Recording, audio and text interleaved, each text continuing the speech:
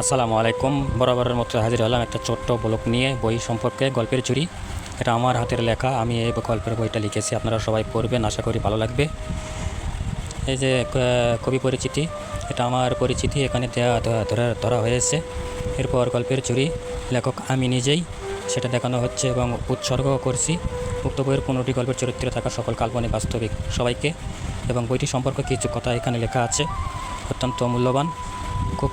এবং সূচিপত্র দেওয়া আছে, 15টা গল্পের নাম দেওয়া আছে এখানে। লেখক পরিচিতি, এটা আমার লেখক পরিচিতি, সবাই অবশ্যই দেখবেন। এই দেখেন, প্রতিবন্ধীর জীবন কথা, এটা একটা উপন্যাস, আত্মকাহিনীমূলক, আমার নিজের হাতে লেখা। এটা আমার লেখকের কথা এখানে উল্লেখ করা হয়েছে। এরপর উৎসর্গ করেছি পৃথিবীর সকল প্রযুক্তিভেদের শারীরিক প্রতিবন্ধী ভাই বন্ধুগণকে। বইটি প্রতিবন্ধীর জীবন কথা, বইটি সম্পর্কে কিছু কথা লেখা আছে এখানে, অবশ্যই ভালো লাগবে। কবি পরিচিতি, এটা আমার পরিচিতি, এখানে তুলে ধরা হয়েছে। এটা আমার একটা বই, আমরা শিশুতোষ বই, প্রতিবন্ধী কবি এস এম মামুন ইসলাম। এখানে প্রকাশনার যাবতীয় তথ্য তুলে ধরা হয়েছে। উৎসর্গ পিতামাতাকে করেছি। আমাদের গ্রাম এভাবে ভিতরে ছাপানো রয়েছে 4 কালার। ছোট্ট সোনামণিদের জন্য খুব ভালো।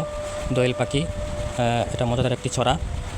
অনেক ছড়া এখানে আছে, যেমন এই যে ছড়ার মেলা, এ পাশে আছে এই যে দেখেন যে কী সুন্দর আর্ট করা, অবশ্যই ভালো লাগবে আপনার সন্তানের জন্য। তাল গাছ, অত্যন্ত সুন্দর একটি ছড়া, নিচে ছবি আর্ট করা আছে।